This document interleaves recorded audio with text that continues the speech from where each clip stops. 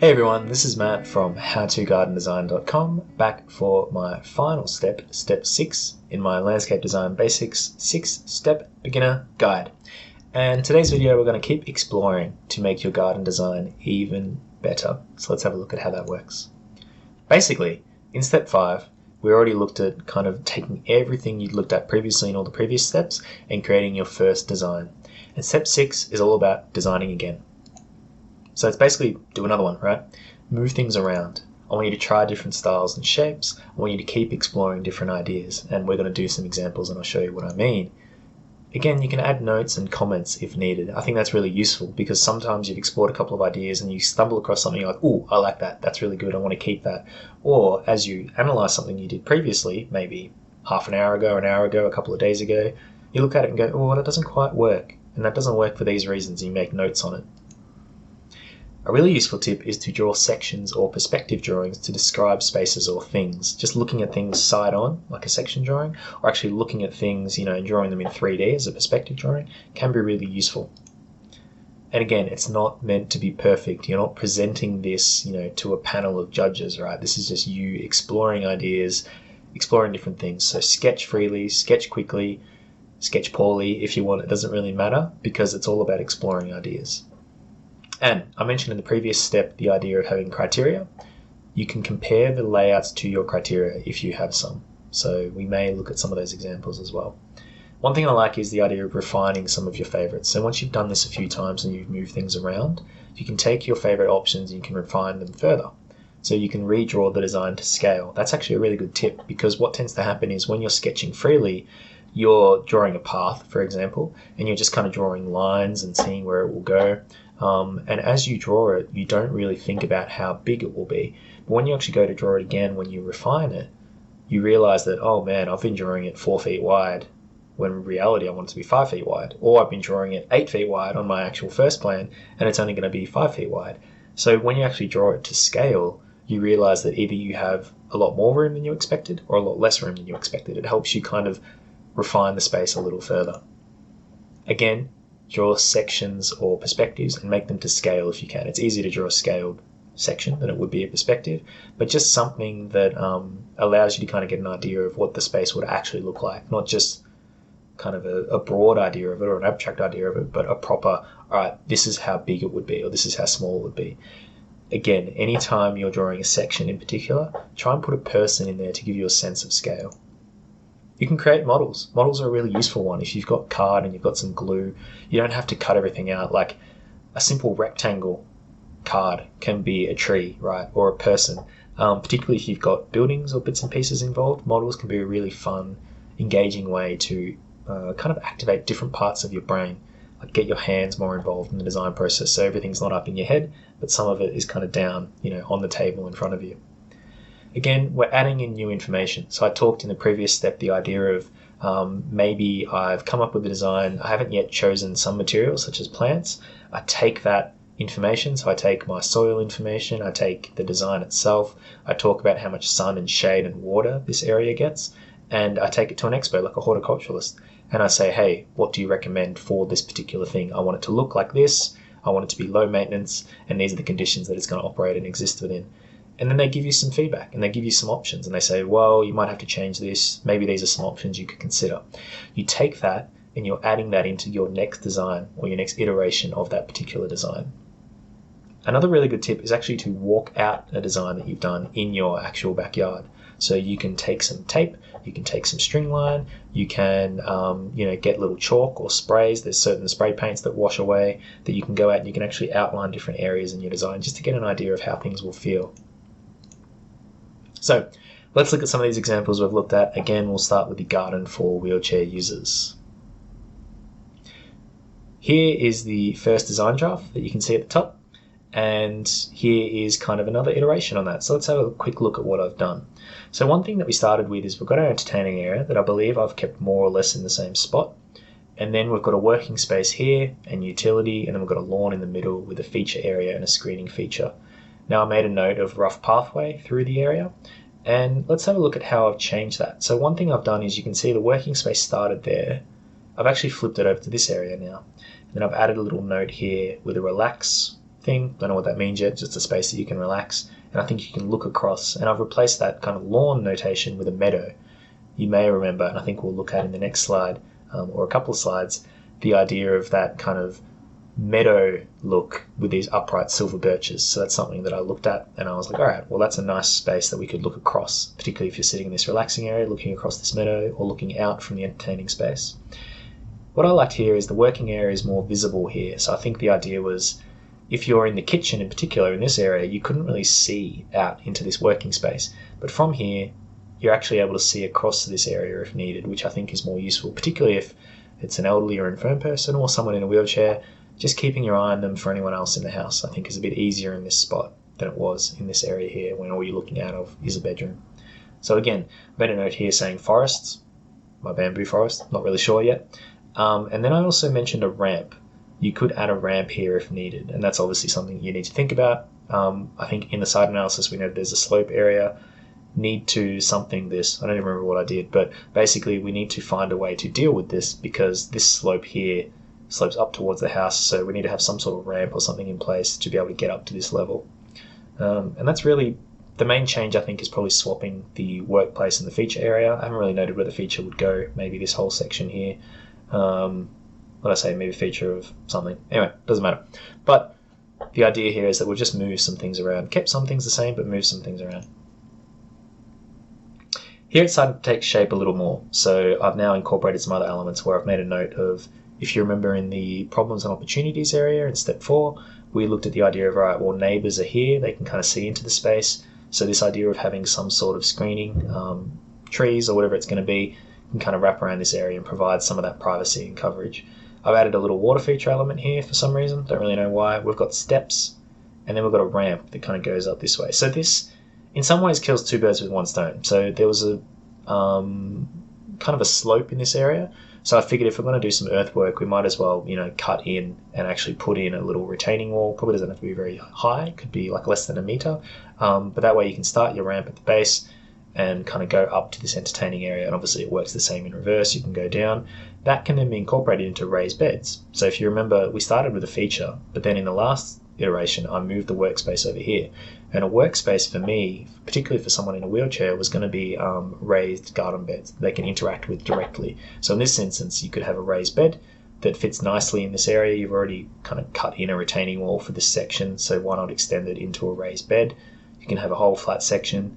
I made note of mobile beds, so the idea of those beds that you can move around and someone can roll directly under like a desk.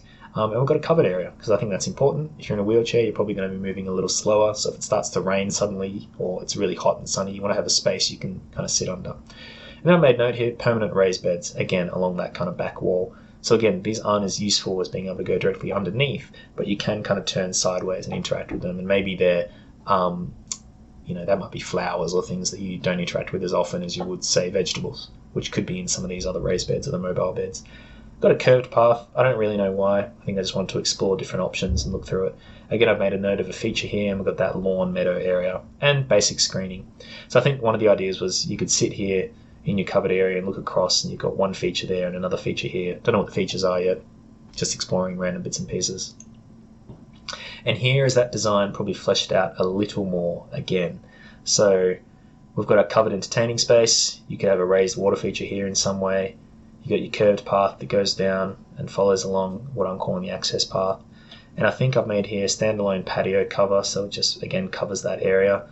Cut and fill to remove slopes. Yeah, we mentioned that in the last one, which is the idea that you can just have your ramp up. And because we're cutting out to make a ramp, we might as well have a raised bed here. Retaining walls, I've already mentioned that. A ramp up to side access, because I think that's probably what you need if this whole area is a little lower. You want to have ramps up. Got a built-in bench seat for not only the wheelchair user, but any family or friends that they have along, somewhere for them to sit. And again, this I think is like that mobile bed that you can move in and out, depending on what you need. What else we got here? Raised water feature again, tree. A slight access way through. You don't want to completely cut this area off because you still want to maintain some access to that side of the house. And I think this is supposed to be a bamboo forest. You can't see it under this arrow here, but you'll remember one of the ideas we looked at was this idea of a bamboo forest, which does a couple of things. One, it's just an interesting thing to be in. Two, it provides some cover from the neighbours, which I think is quite useful. Then I've just got screening on the back area there. We've got a feature tree, which can provide some shade. I think I say here, switch the chair and the feature. Don't know why. Why not? Doesn't matter. We could muck around with that.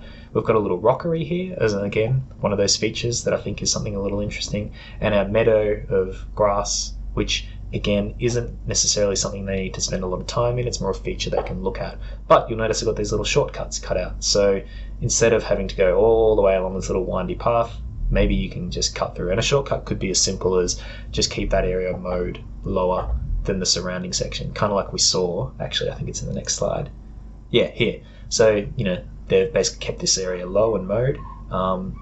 Probably for wheelchairs, I'd probably consider putting something like just little timber slats spaced fairly close together into the ground. It's not meant to be something they use every day, but it's just a little kind of shortcut section that if someone in the wheelchair wanted to kind of, instead of having to go all the way around, particularly in this space, you could just cut through this area. So one thing to think about. But you can see here I've drawn little arrows about where we took some of those ideas and where they've been incorporated into the design. So you've got your raised beds kind of along here and here. We've got our little mobile planter thing, which kind of sits in this working area again. You've got our little meadow area that goes all the way along here, plus these little shortcuts of mowed grass. And finally our little bamboo forest, which I think sits in this area as well. So that's quite nice. So, simple idea, fairly straightforward to follow. Let's have a look at the next design. Oh, I lied. This is just a perspective drawing that I did. Obviously I like colourful things, but you get the idea now, right? You've got these raised beds. I did brickwork for some reason. I think I just made up this house, so it doesn't really matter. You've got your standalone pergola. You've got your raised beds that you can walk in, some sort of screening plant along the back wall with ground covers, and then your kind of pretty little meadow. Cool. Let's have a look now at the garden design for a hot climate. So that was our first little iteration, or the first draft that we did. And here I actually don't remember what I even did for this one. Let's have a look. We've got a feature area 1, so it's an alternative sitting space. It could be a lawn or a veggie garden or a sunken fernery or a garden bed.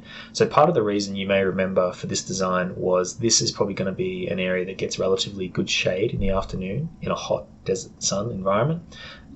So it means that this is probably somewhere you could look at incorporating, I guess what you'd call wetter features. Again, a lawn would be a good example where if you really did want to include a lawn, you'd want to have a lawn somewhere where it has less exposure to sunlight, simply because that just obviously pulls a lot of water evaporation and bits and pieces from it. Entertaining space we kept roughly in the same area. Here's another feature that I added, different to the one above it, which was a water feature or a garden bed or feature trees. Again, I haven't really noted what they are yet. Then I've just made a note saying shading elements. Again, I don't know what that means. It could be trees. It's similar to the one above where I've also got like a wall outline. I think this is more of a pathway that I've outlined here. Access way if needed. Feature area 2 of a garden bed or a sitting space. Kind of similar to what we've noted above. Honestly, this plan doesn't look all that different to the one above. I think I just noted like low maintenance garden beds. Shading elements could be trees or berms. So berms are one we haven't really spoken about, which is just like a mound of earth. And that's something I think I'll explore in another design in this particular area. Could be walls or screens or rockeries, anything that kind of provides a little bit of shade to the area closer to the house, and particularly the entertaining space. Here we go. Now we're getting into some interesting design exploration, I think. So I've only done partially, or I guess a partial design here, because I want to explore some ideas in more detail. So let's have a look. This area, as I noted in the previous design, is a possible spot for a lawn or a vegetable garden. So you can keep it shady and oriented in a north-south orientation. That's useful because if you orient it east-west, it means you've got more exposure to the south, which means that you've basically got more sunlight hitting it. So if you orient it north-south, like in this way, you've got less exposure to the sun overall. And particularly because, as I said, we're kind of in a more of a shaded space, particularly if you've got an entertaining area that also is shaded, you will just get more shade in this area in general, which means you can probably care for it a little bit easier.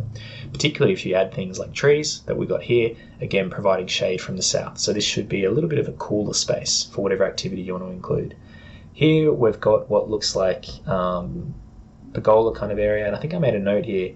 The idea is to cut and fill earth to create a low spot to grow some plants and trees and even a sitting space if it's kind of properly set up. So the idea here, I guess, is that you're walking out, you've got steps that go down, and you're actually kind of below ground level here. You'd have to think about how you'd engineer that so that water is collected and maintained and whatnot.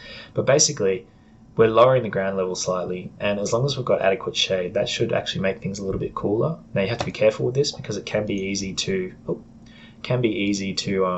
create like a heat sink in some ways, where theoretically the cool air should drop, but depending on how you do it, sometimes it just kind of gets muggy and hot, so you do want to be careful about how you do that.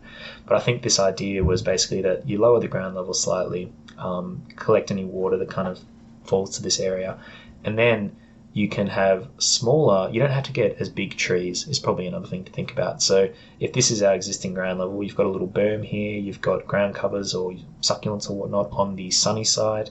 The berm kind of acts as like a little protection for the roots for the tree, so it adds a little bit more shade for the tree and whatever ground covers you have on that side of it. The other thing is the tree can be fairly small. So what I like about this is that you don't need to go out and buy, a 3 meter tall tree or a 5 meter tall tree or 20 feet or whatever it's going to be. You can get something that's a little bit smaller that still provides shade. Because we've lowered the ground level of the entertaining area, you can actually get away with smaller plants on this side as well. And you can see basically that idea continued, where you've got your berm, you've got, I guess, drought tolerant or sunny plants on that side of the berm, the southern side where all the sun and the heat is. That also protects the root zone for the trees, I think. It just makes it a little bit cooler, and hopefully any water that falls will run off the berm into this area. Oh, here's another one that I added. You could add a narrow pond or water feature around this space to take advantage of the breezes. So this is something I spoke about earlier, which is, let's pretend that instead of these trees, or maybe as well as these trees, you had like just a narrow strip of water here. And in certain times of day, certain times of the year, you get a breeze that runs through and just kind of goes off the top of the water and adds this nice cooling element to this particular space, which I think is an interesting little feature to add as well. One of the other things we talked about was the idea that trees, as I said, on the leeward side of the stone. So again, any water that falls will fall into this little kind of divot or low point in the ground. And basically, if the trees sit there, that's probably their best chance of collecting and keeping water that does fall, whether it falls from the house or whether it falls on the leeward side of the berm itself as well. So again, just exploring little different ideas about how I would approach it. Another one here you can see is just like a wide berm that would kind of be a low point where water would collect and potentially give you, opportunities to plant something like a swale or something that's a little more green than what you usually get away with. Here's another one. Again, it's pretty busy, but we could have mounds of earth or rocks with gravel and succulents and ground covers to grow on it. Again, this is just anything different than lawn, basically.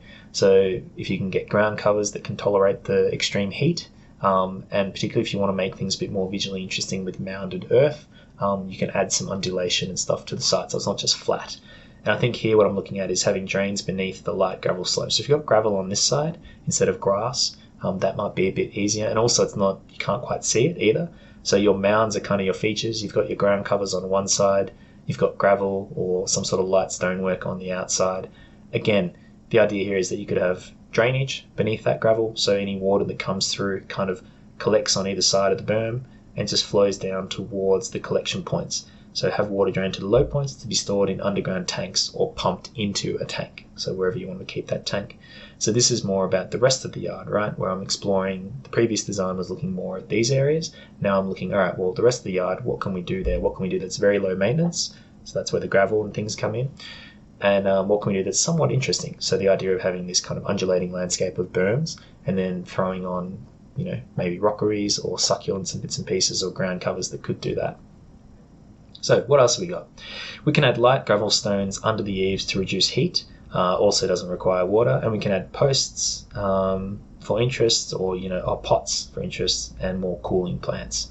So you could add some pots here between the window areas that just sit on a gravel base. That's another way, instead of having to plant everything out, your pots are your visual feature and you put some sort of drought tolerant plant, maybe yuccas or something, that add a visual feature here. So I think this area was probably just going to maintain as kind of a pathway. Now what else? Paint the walls a lighter colour to reduce heat absorption and radiation. Pretty common tip there. And for hard surfaces, have a space between for water to drain into gravel or plants. So this is using pavers, big paving stones, instead of planting them really close and butting them up. Have a small gap between them so that you can have gravel, or you could have some sort of small planting, maybe mondo grass or moss or whatever it's going to be, that could collect that water. And also make sure it's a lighter material. So that's one thing I'm thinking about.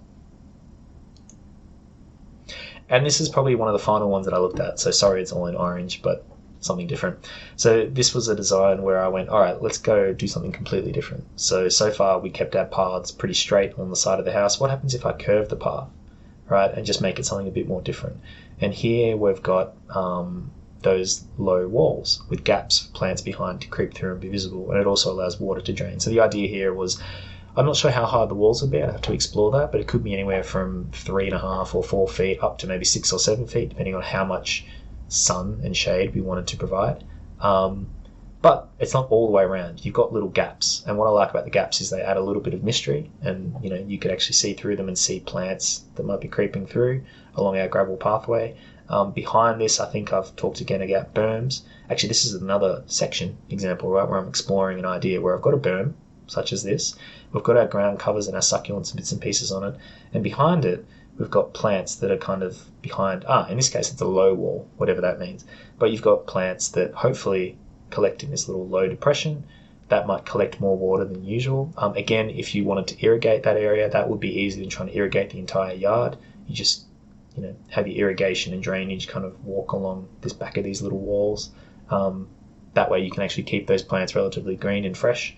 Again, same thing here. You've got a berm, you've got drought-tolerant plants like succulents and things that sit on the southward side, and on the northern side, on the wetter side, hopefully, you can plant something that's a bit more like a swale and a bit more interesting. And you've got these low walls that offer some protection on the path, and also something a little bit interesting, and peeking through, you've got little gaps that allow water to drain through if needed, off the path, but also you can kind of see the grasses and things popping through. So again, I'm not quite sure how big these walls would be.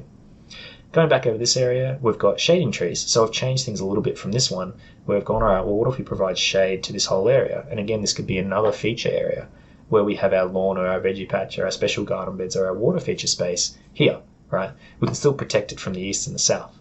And again, entertaining space. So moving it from here over to this spot, again, it would probably be covered. It would be in evening shade, which might be nicer than where it was previously up here.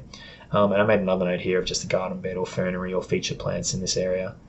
Lattice with climbers to shield the house, and low maintenance garden beds. So this one is a little bit different than some of the previous ones that we've looked at, where I've moved things away from the house a little bit. I've kind of made this more of an area that it will get some sun. However, we could have low maintenance garden beds, again, succulents and bits and pieces here as well. And as long as we add something like a lattice to shield the house, maybe these windows you could potentially have cutouts so that the windows you can still see out, but you've got lattice work all around it so that whatever you've got growing grows up basically all the rest of the wall. Yeah, interesting little option, I think. And you can see that I've moved things around a little bit, explored different ideas, used sections to explore ideas as well. So something I would definitely recommend that you do as well. Last but not least, we want to look at the garden down the side of a house. So this was our first little design draft, and you can see here we've actually done very, very similar to that kind of concept, where we've got our retaining wall. This time it goes all the way along. I've actually switched the bench, so I moved the bench to this spot. I think the reason being is that I raised the retaining wall a little bit, and I actually wanted the bench to be able to see the beautiful glowing wall that I was talking about before in the previous step, where again we've got our variable wall that you can see where it kind of goes down and it changes its size depending on what it needs to cover. I'd just say something like this. I think this is all about storage as well, but I'm not really sure. Again, shade tolerant ground covers this behind. So the wall itself hasn't changed all that much. We've just added a bench in. And the bench here, as I said, is to maybe take advantage of that beautiful view. It's also relatively well protected, privacy-wise, from the neighbours. Again, we've got our 3 feature trees that sit opposite. Also partially block the neighbours. Again, raised 600mm wall. Still kept that timber bench here. And just ground covers there. So really the only difference is moving the timber bench over to this side. Again, that's to take advantage, I think, more of that view looking up onto the wall in summer. And also it's probably shaded as well. It'll be a bit more comfortable in summer rather than sitting in afternoon sun. You're sitting on this side, you can relax and you can look out onto that wall. Now, this one is completely different. You may remember one of the examples we looked at in the previous step was a view down the side of a house that had all these really lovely flagstones and these crazy different trees and colours and grasses and ferns and bits and pieces. So that's kind of what I've tried to look at here, where I've got irregular stone pavers that kind of wind their way throughout the space and just light gravel. So really not a lot in terms of plantings. It's predominantly stonework on the ground. When we look at this one, we can see that we've got also these feature trees. And you can see that they're colours that are reflected on our climbers on the lattices. So I've got these little lattice panes. I think I made a drawing down here somewhere where you've got a lattice pane, and basically it just sits up in front of the little utility that we're trying to block. We're not trying to block it from all sides, it's just something that we put in front to block, and we grow some sort of ground cover or some sort of climber that, again, the colors are then reflected in these feature trees here. So this design, oh, and we've also got a climbing plant that's less flashy than the lattice climbers, maybe more of a background color that goes along the fence there. Here we go. So this is what I was talking about, that example, and this is roughly what it would look like from the side. Obviously, again, this is just a really kind of easy, crappy drawing, right? And you can see I'm saying, all right, well, whatever colors we have here are reflected in these feature trees. You got your little flagstones and gravel down the side, and you've got your planting. So this is a lot less water intensive, a lot less maintenance intensive, and you've got a couple of features that are something interesting to look at. Now, here's a fun one, where again, we're looking at this design and I've changed it completely. This is exploring something completely different. Again, I think we'll see one of the examples that I was looking at and I was pulling it from. So we've got some shade suitable smaller trees. So this time I've added in some smaller trees. I've done less work to kind of hide the utilities, but I've added more little trees in. And the idea is that we prune the trees for easier access. So whatever trees we plant, we may prune them if they're only a couple of meters tall. We prune the lower the lower branches off, so that all we have is a trunk that's like 2 or 3 meters tall, because if these were too bushy, too low down, it would be difficult to move through them. But if we prune them up so that it's only the canopy that remains, you've got these little kind of lollipop upright elements that I think would be interesting. And we're just going to cover it in grasses and see what happens. Basically, we still need a pathway that goes through in some capacity. So whether that's just kind of, earth or crushed rock or whatever it's going to be, maybe not crushed rock, something a bit harder to push a wheelbarrow along. But we have this kind of winding pathway throughout. And all you're doing is, when you're looking outside, you're looking into a sea of grass, like a meadow with all these upright elements that we looked at. Maybe raise and solidify the path a little is what I've mentioned there. What's the next one? And that's what I was pulling it from, right? So you've got these upright little elements like these trees, and then you've got these grasses with this little pathway that goes through. And I think this is just, again, some of those small feature trees that we're looking at. And so look, that's really it. This is me exploring some ideas, pulling pretty liberally from here and just applying it to this little site, attempting again to take advantage of opportunities and also kind of address some of the problems that popped up. But that's it. Thank you for following me along for my 6-step beginner guide series. This is the last step. Feel free to go back to some of the others if you need to. I also have a written version of this at my website, howtogardendesign.com. All you have to do is go there. It should be basically the first thing that you see on the homepage. It's the thing at the top called the 6-step beginner guide. You can click on that and go down, and you'll see a lot of these examples fleshed out in sometimes more detail, sometimes less. But if you want a written version of this guide that's a bit easier to follow, check it out there. And thank you for following me along on this little exploration and journey.